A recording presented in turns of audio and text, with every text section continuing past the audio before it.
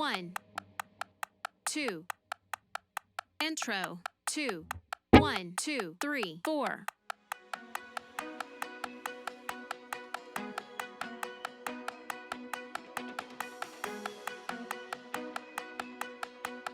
Instrumental. 1.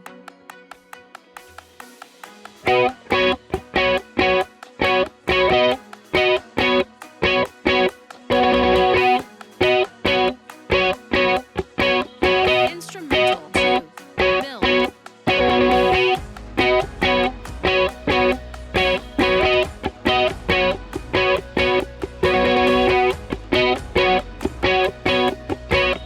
Instrumental. 3. Build.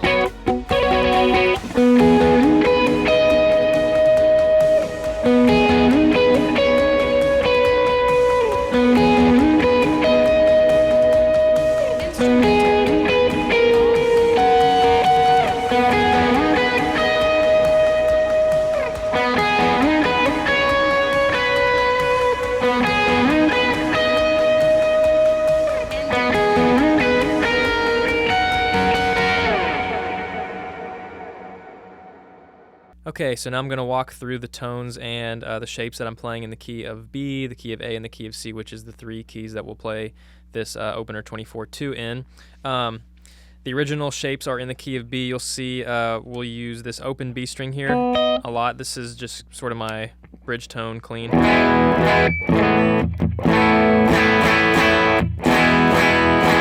a little bit of compression and a little bit of makeup gain from the compression.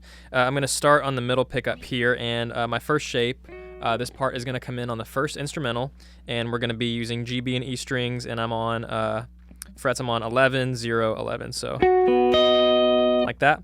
And then we're going to use a pull-off here for the 9th fret, and we're going to be using some rhythmic things in our right hand, so that will, I'll show you that part clean, and then with effects, that'll go like this. I'll play it a little bit slower.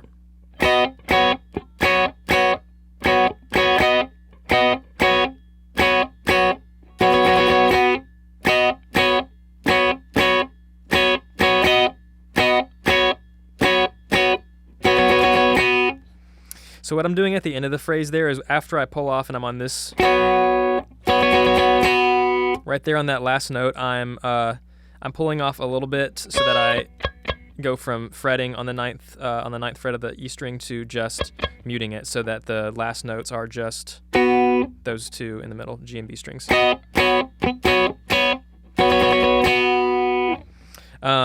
If you're doing that in the key of A, you've got a couple of options. If your first song, if you're going no capo, since you lose that open B string, I would just do like a D shape in the key of A right here.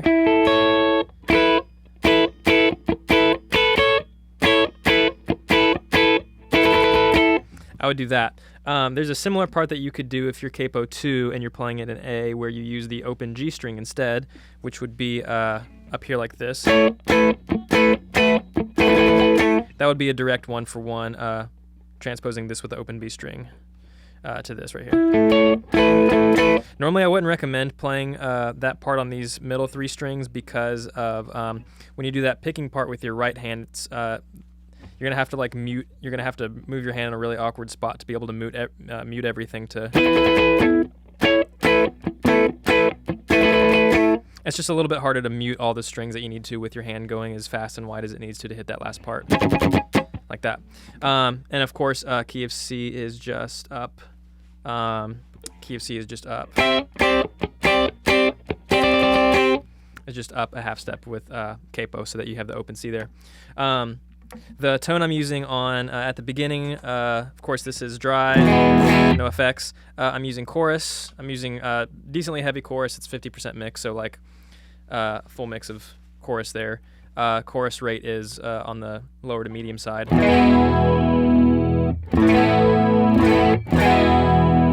So plenty of chorus. That'll sound like this.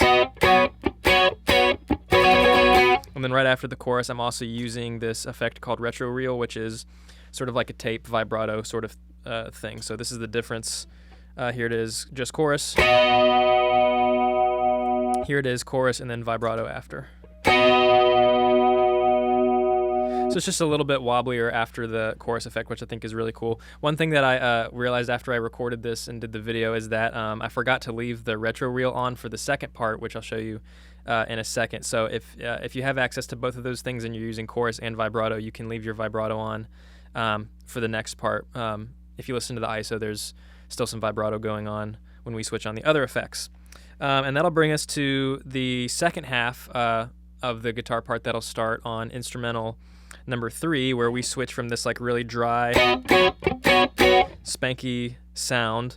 What's going to happen is I have MIDI on my board, and so I'm turning off the chorus. I'm going to leave the retro reel alone.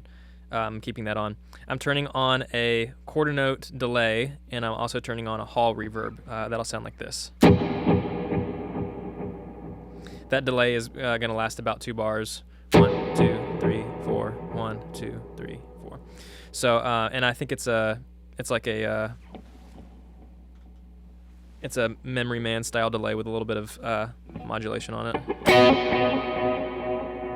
So it's a pretty big hall, but yeah. So those two sounds are way different. If you don't have access to a lot of that stuff, the big thing that's like key to the first part sounding the way it does, the first part doesn't really need much delay. If you need to leave your reverb on, you can.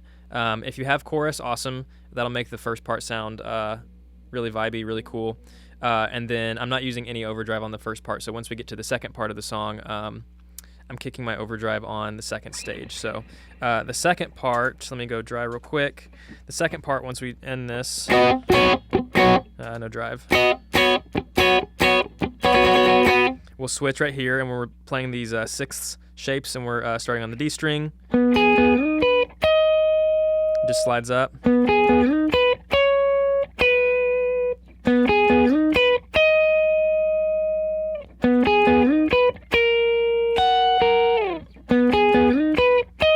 So it'll do that, and you'll play that again, the last instrumental. The very last time, you're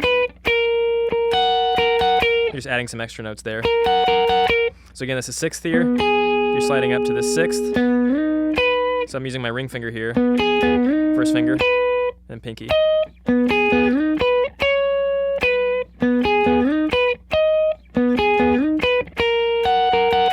The effects, again, are I'm going to keep my retro reel on and kicking on some overdrive. I'm still on the middle pickup for the third instrumental, and for the fourth instrumental, it's going to go down to bridge pickup. So this is what that sounds like with the effects.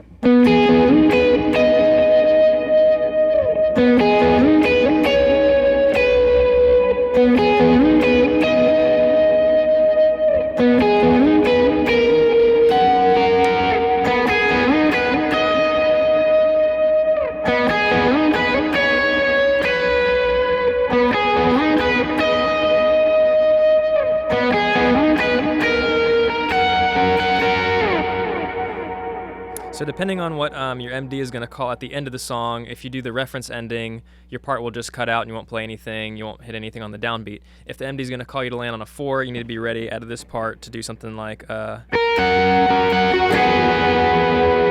would be one way you could end on a 4. Right there. If you're ending on a 1, you can just middle finger right there on the 12th fret. So, have your worship leader or MD just be clear on how y'all are ending the song, and that should get you through.